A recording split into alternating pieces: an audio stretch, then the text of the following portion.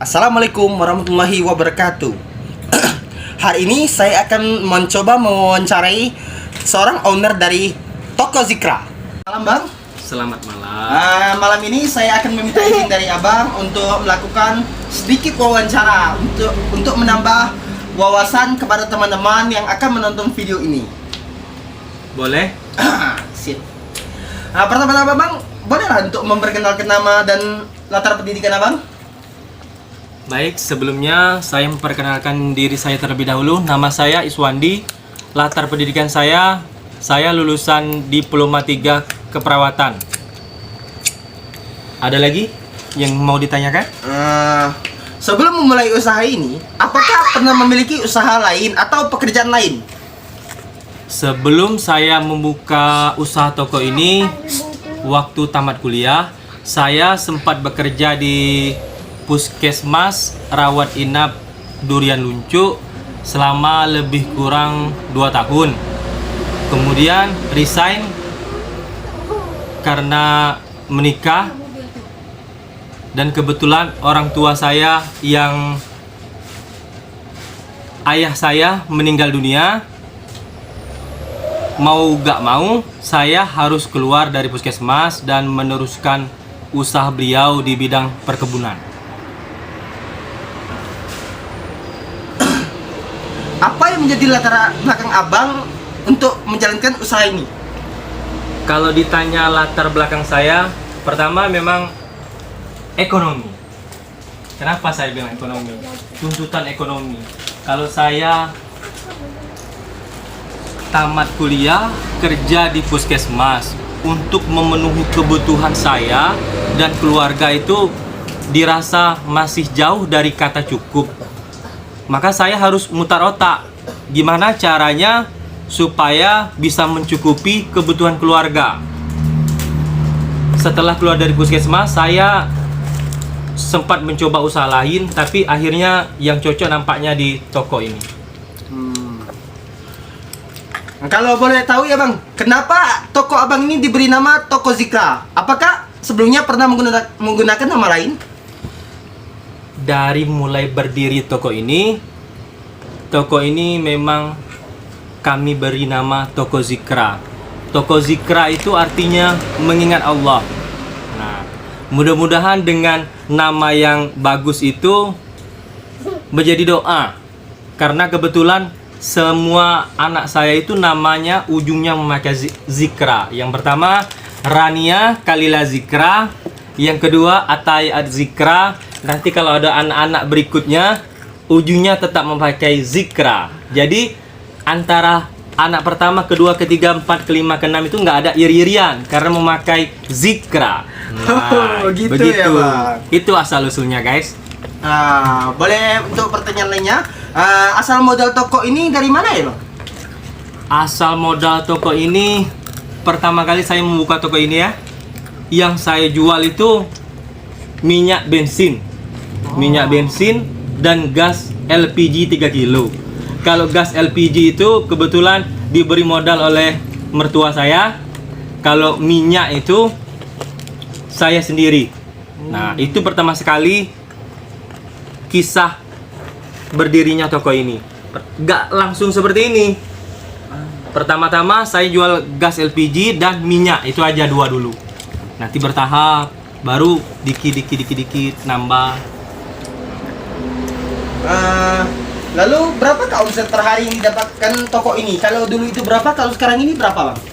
Kalau dulu waktu masih berjualan minyak sama gas, paling dapat 100.000, kadang 200.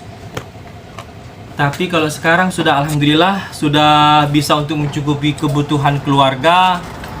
Kalau sekarang itu kira-kira omset sehari, ya namanya kita jualan kan, ngambil uang di kantong orang.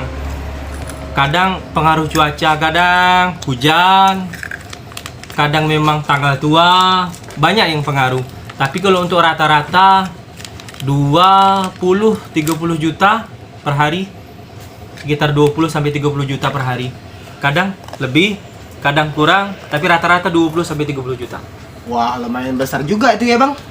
Ya, alhamdulillah bisa untuk mencukupi kebutuhan keluarga, untuk beli susu anak saya, untuk beli bajunya, untuk beli jajannya, alhamdulillah sudah cukup. Nanti nabung untuk beli es teh, sisanya beli Fortune. Nah, selanjutnya bang, apa saja jenis barang yang diperjualbelikan di toko ini bang? Kalau boleh abang ceritakan. Kalau yang diperjualbelikan di toko ini banyak, yang terutama sembako. Semua sembako kan 9 macam kebutuhan pokok itu ada semua. Kemudian macam-macam jajanan, minuman, pokoknya semua kebutuhan pokok kami berusaha menyediakan kebutuhan konsumen yang ada di sini. Kalau misalnya nggak ada, itu kami catat, nanti kami cari, kami pesan sama agennya.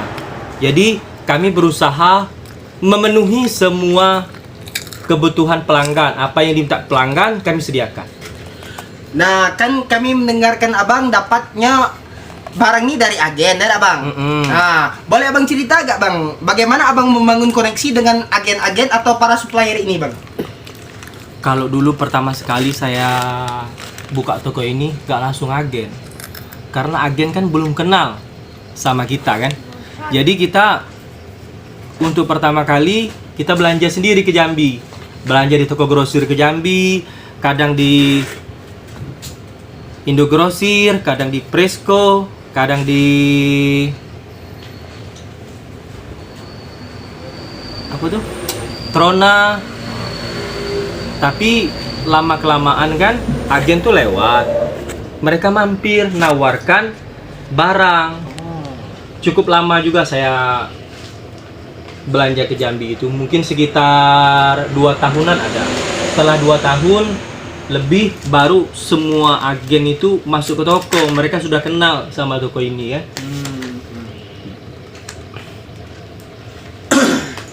Nah, pertanyaan selanjutnya bang, apakah abang pernah mengalami kendala dalam menjalankan bisnis ini bang?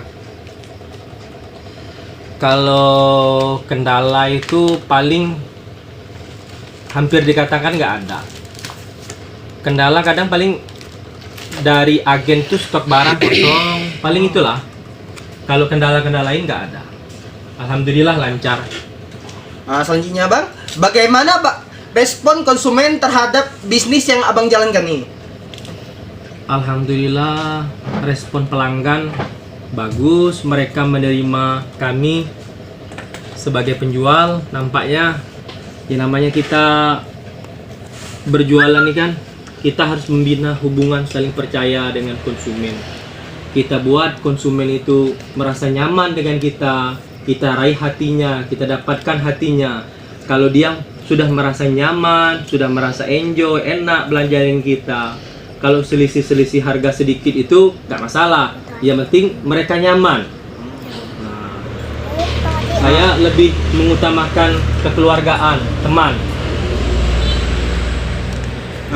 Selanjutnya bang, apa saja suka duka dalam menjalankan bisnis ini bang? Kalau ditanya suka dan duka, kalau sukanya lebih banyak lah ketimbang duka. Kalau duka itu paling capek lah. Capek karena memang kalau dilihat jaga toko ini kayaknya ringan, dak duduk-duduk, orang antar duit, ngasih duit. Tapi kalau dijalani dari jam 7:30 kami buka, nyampe maghrib, nanti sudah isya buka lagi sampai jam 9, jam 10. Memang kerjaannya ringan, tapi tidak pakai putus. Jadi lumayan menyita waktu, mikir gimana caranya ngorder barang, melayani orang, nyiapin barang, ya lumayan menguras tenaga. Kalau kendala lain alhamdulillah nggak ada lah. Oke bang, pertanyaan selanjutnya bang, pernahkah abang menyumbangkan donasi untuk kegiatan masyarakat yang berada di sekitar sini bang? Kegiatan masyarakat kayak Ya pajak dinan ada. itu. Kalau pas ada acara 17-an, kalau pas ada acara sudah lebaran tuh Panjat Pinang, mereka kan datang ke toko minta sumbangan, saya kasih. Kalau boleh tahu bang, berapa abang kasihnya bang? Itu kan nggak enak lah nanti kalau tahu orang. Ya kadang Oke. 100, kadang 200, tergantung mereka bikin acara apa lah. Iya, iya. Tergantung acara yang dibikin. Oke bang, untuk pertanyaan selanjutnya, apa harapan abang terhadap bisnis yang abang jalankan ini ke depannya? Mudah-mudahan bisnis ini semakin maju dan berkembang sehingga dapat mencukupi semua kebutuhan keluarga. Cuma itu saja bang? Ada yang lain bang? Ya, semoga nanti diberikan rezeki yang lebih supaya bisa membuka cabang-cabang di tempat lain. Mungkin membuka toko bangunan, bikin usaha kebun lagi, buka kebun atau buka walet lagi. Apakah ada pesan atau motivasi dari pengalaman abang yang dapat mendukung seseorang pemuda-pemudi di luar sana yang sedang berjuang dalam menjadi seorang pebisnis? Apakah ada bang? Ini mungkin sekedar berbagi pengalaman untuk adik-adik yang masih kuliah. Terus semangat kuliah, jangan kecewakan orang tua.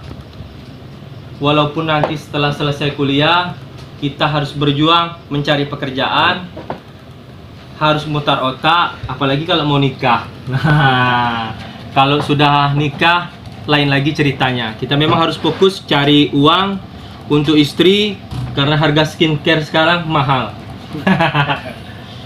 Jadi kita harus berusaha memutar otak, karena kalau kita kuliah tamat jangan terfokus tamat itu harus mencari pekerjaan, tapi kita harus berusaha bagaimana caranya kita menciptakan lapangan pekerjaan untuk kita sendiri dan kalau bisa membantu orang lain supaya bisa bekerja dengan kita. Karena apapun pekerjaannya, kalau itu usaha sendiri tetap kita bosnya. Tapi setinggi apapun jabatan kita, kalau kita masih kerja dengan orang, kita tetap jadi karyawan. Nah, itu mungkin pesan dari saya. Terima kasih bang telah mau ikut dalam wawancara yang saya adakan kali ini. Oke. Terima kasih banyak bang. Iya. Nah, baiklah saya akhiri kali ini. Wassalamualaikum warahmatullahi wabarakatuh.